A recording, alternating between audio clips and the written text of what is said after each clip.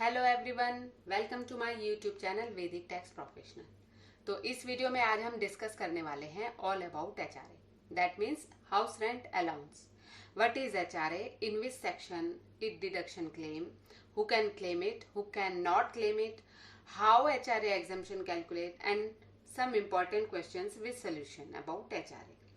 तो इस वीडियो को आगे बढ़ाने से पहले आप सब व्यूवर्स से रिक्वेस्ट है कि चैनल को सब्सक्राइब एंड बेल आइकन को प्रेस करना ना भूलें। बाकी मोटिवेशन तो मुझे आप लोगों से मिल ही रही है। थैंक यू, मेरी सेक्शन 40B वाली वीडियो को आप लोगों ने इतना पसंद किया। तो चलिए डिस्कस करते हैं all about HRA. What is HRA? HRA is an allowance paid by an employer towards rent payment by the employ. Such allowance is taxable in the hand of the employ. HRA house rent allowance क्या है? जो employer पे करता है employ को उसका rent payment करने के लिए, और ये अलाउंस जो है वो टैक्सेबल होता है एम्प्लॉय के हैंड पे। Exemption on HRA is covered under section 10 subsection 13A। HRA exemption to reduce employees taxable salary wholly और पार्टली। एग्जेम्पशन जो है एचआरए की वो कवर्ड होती है अंडर सेक्शन 10 सबसेक्शन 13A में।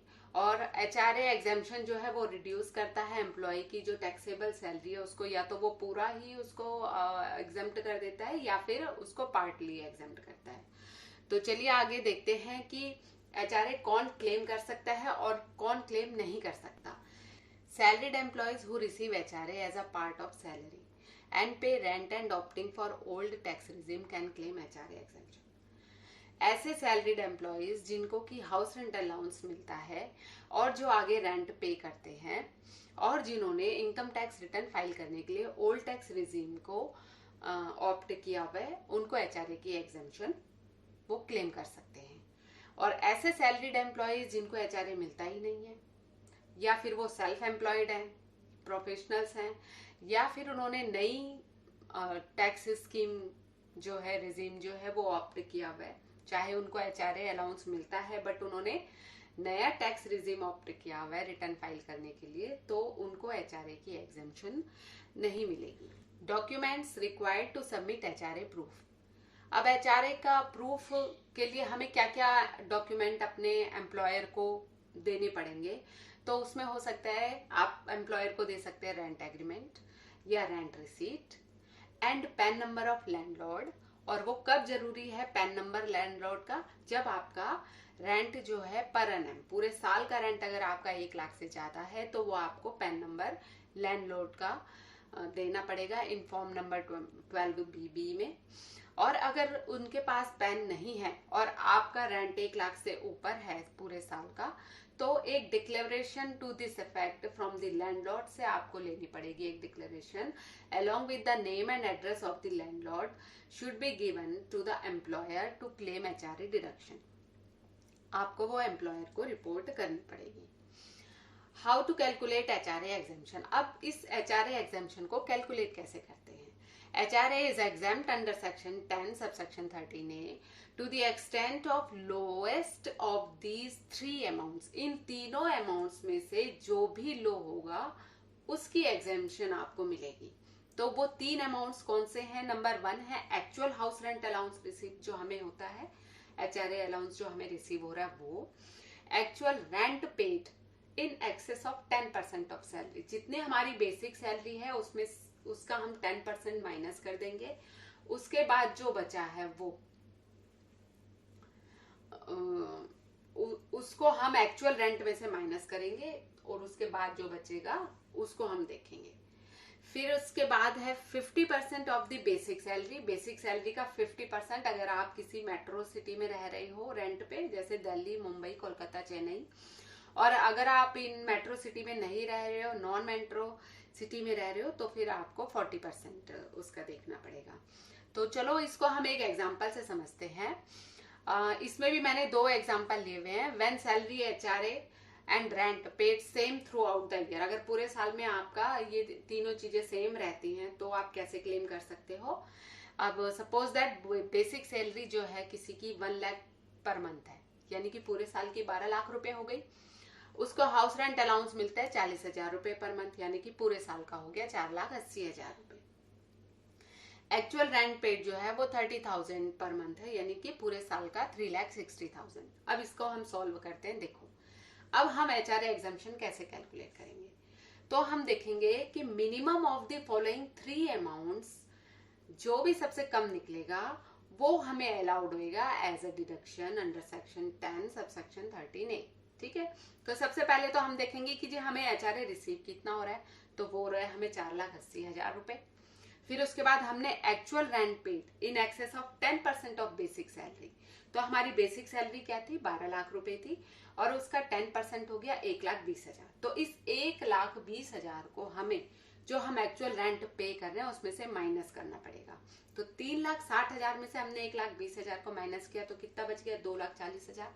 तो सेकंड फिगर हमारे पास ये आ गई 2,40,000 की। फिर उसके बाद बेसिक सैलरी देखेंगे हम, अगर हम किसी मेट्रो सिटी में रहते हैं तो हम 50% देखेंगे। तो 12 लाख जो हमारी बेसिक सैलरी है उसका 50% होता है 6 लाख। और अगर हम किसी नॉन मेट्रो सिटी में रहते हैं तो हम 40% देखेंगे। तो 12 लाख का 40% होता है 4,80,000। अब मेरे पास यहाँ फिगर है 4,80,000, 2,40,000, और मेट्रो सिटी के लिए 6 lakh and non metro city के लिए 4,80,000। अब इनमें से जो मेरी सबसे कम होगी उसकी मुझे एग्जम्पशन मिलेगी, और वो सबसे कम है actual rent paid in excess of 10% of basic salary. Basic salary के 10% का जितना एक्स्ट्रा रेंट मैंने पे कर दिया उसकी मुझे इसमें एग्जम्पशन मिलेगी, और वो होगी 2,40,000। तो आगे चलते हैं, एक और एग्जाम्पल मैंने लिया है। तो मुझे लगता है कि आपको पहला एग्जाम्पल समझ में आ गया होगा। अगर कोई डाउट है तो प्लीज आप मेरे से कमेंट बॉक्स पे कमेंट करके पूछ लीजिएगा। दूसरा एग्जाम्पल है when salary HRA and rent paid not same through out the year. अगर पूरे साल में नहीं वो सेम रहता, बीच में जैसे कि हमारी इंक्रीमेंट हो जाती है, सैलरी बढ़ जाती है, तो अगर ऐसा कुछ होता है तो हम कैसे कैलकुलेट करेंगे। तो उसके लिए हमारे पास यही ऑप्शन है कि हम उसको एनुअल कैलकुलेट नहीं कर सकते, उसको हमें मंथली कैलकुलेट करना पड़ेगा। अब जैसे कि मैंने इस एग्जांपल में लिया है कि बेसिक सैलरी है 50,000, तो पूरे 9 महीने की सैलरी मेरी 50,000 थी, तो 9 महीने की सैलरी मेरी होगी 4,50,000, और बेसिक सैलरी मेरी 3 महीने की जो थी वो थी 60,000। तो 3 महीने की मतलब 60,000 पर मंथ थी, तो 3 महीने की हो गई 1,80,000। तो ये तो मेरी हो गई टोटल साल की सैलरी। ठीक है जी। अब उसके बाद जो है मेरा हाउस रेंट अलाउंस जो है वो है 25,000 पर मंथ, जो कि चेंज नहीं हुआ, वो पूरा 25,000 ही था, तो वो पूरे साल का हो गया 3 लाख रुपीज।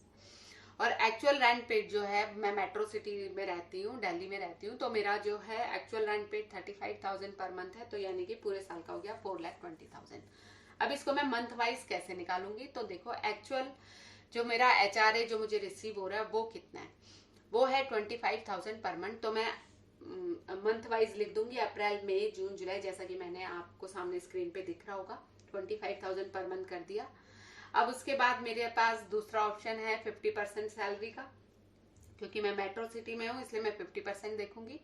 तो मेरी सैलरी का 50% होता है, पहले मैं 4,50,000 का 50% देखूंगी, जो कि 50,000 का पर मंथ के हिसाब से 50% हो गया 25,000। तो 9 मंथ के लिए हो गया 25,000, और 3 मंथ के लिए हो गया 60,000 का 50% 30,000। ठीक है, ये हो गया मेरा पूरे साल का मंथ वाइज। फिर उसके बाद मैं देखूंगी जो रेंट मैंने 10% से एक्सेस जो पे किया हुआ है, सैलरी के 10% से एक्सेस जो रेंट पे किया हुआ है वो कितना बनता है। तो मेरा एक्चुअल रेंट है 35,000, और मेरी सैलरी मंथ वाइज ही देखनी है मुझे, और मेरी सैलरी है 50,000, है ना। तो 50,000 का 10% हो गया 5,000, तो 35,000 में से मैंने 5,000 लेस कर दिए, तो मेरा एक्सेस सैलरी एक्सेस रेंट मैं मंथली पे कर रही हूँ 30,000 9 मंथ के लिए, और ऐसे ही मैंने 3 मंथ का भी कैलकुलेट कर दिया, उसके लिए मैं कर रही हूँ 29,000 3 महीने के लिए एक्स्ट्रा एक्सेस पे कर रही हूँ 10% से। तो अब यहाँ मुझे HRA की एग्जम्पशन क्या मिलेगी। देखो अप्रैल में 25,000 मिलेगी, मिनिमम 25,000 है। मई में भी, मई से लेकर मेरा यहाँ दिसंबर तक मेरा 25,000 हो गया। जनवरी में मैं देखूंगी मेरी फिगरें ऊपर की 2 चेंज हो गई है, लेकिन मुझे लेना मिनिमम ही है, तो मिनिमम मेरा 25,000 ही हो रहा है, तो 25,000 ही लूंगी। इसका मतलब कि मुझे पूरे साल का HRA का एग्जाम्पशन 3 लाख का पूरा पूरा मिल जाएगा। ठीक है, अब हम कुछ डाउट्स, इम्पोर्टेंट इंफॉर्मेशन है अबाउट, जो कि कई लोगों के क्वेश्चंस होते हैं, तो वो मैं आपके साथ डिस्कस कर रही हूँ।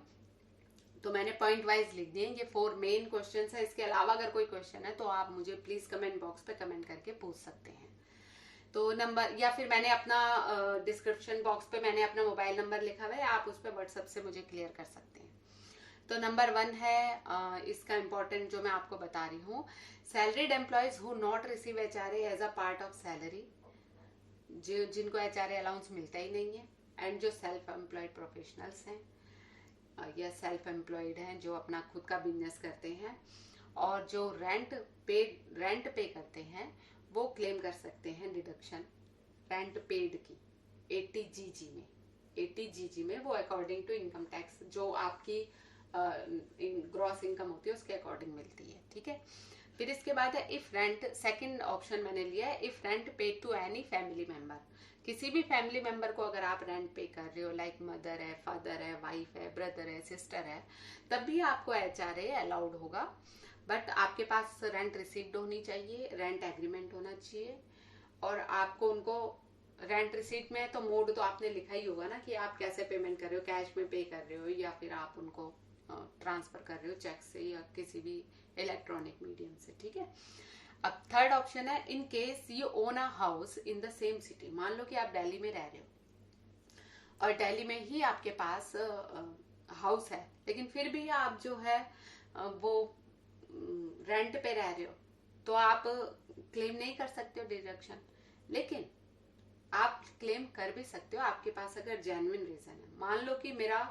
घर जो है दिल्ली में, मान लो दिल्ली में मेरा घर जो है अपना यहाँ पे है, बदरपुर बॉर्डर पे है, ठीक है, और मेरी जॉब जो है वो इधर रोहिणी में है। अब बदरपुर बॉर्डर से रोहिणी मुझे बहुत ज्यादा अप डाउन होता है, तो मैंने क्या किया हुआ है कि मैंने बदरपुर बॉर्डर वाले घर पे, हो सकता है उसको मैंने रेंट पे दिया हुआ है और इधर मैं यहाँ पे रेंट पे रह रही हूँ, तो जो रेंट पे दिया था तो मेरी रेंटल इनकम में आ जाएगा, लेकिन जो मैं रेंट पे कर रही हूँ यहाँ पे, और अगर मुझे सैलरी में HRA अलाउंस मिल रहा है तो मैं उस रेंट की एग्जेम्पशन ले सकती हूँ, क्योंकि मेरे पास प्रॉपर रीजन है, जेन्युइन रीजन है। फिर उसके बाद फोर्थ पॉइंट है you can claim HRA exemption as well as the deduction for interest on a home loan if you own a house but lives in a rented house. अगर आप HRA की exemption claim कर रहे हो, आप उसके साथ साथ क्लेम कर सकते हो जो आप होम लोन दे रहे हो उसके इंटरेस्ट की भी आप डिडक्शन क्लेम कर सकते हो।